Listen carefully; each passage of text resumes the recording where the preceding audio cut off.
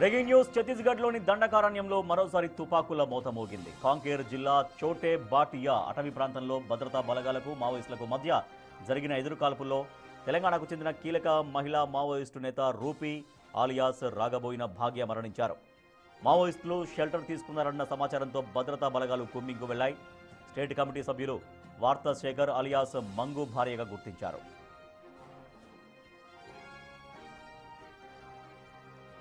ఛత్తీస్గఢ్లోని దండకారణ్యంలో మరోసారి తుపాకుల మోత మోగింది. కాంకేర్ జిల్లా చోటే బాటియా అటవీ ప్రాంతంలో భద్రతా బలగాలకు మావోయిస్టులకు మధ్య ఎదురుకాల్పులు జరిగాయి. ఈ కాల్పులో తెలంగాణకు చెందిన కీలక మహిళా మావోయిస్టు నేత రూపీ ఆలియాస్ రాగబోయిన భాగ్య మరణించారు. మావోయిస్టులు షెల్టర్ తీసుకున్నారన్న సమాచారంతో భద్రతా బలగాలు కుమ్మింకు వెళ్లాయి. స్టేట్ కమిటీ సభ్యులు వార్తా శేఖర్ అలియాస్ మంగు భార్యగా ఈమెను గుర్తించారు.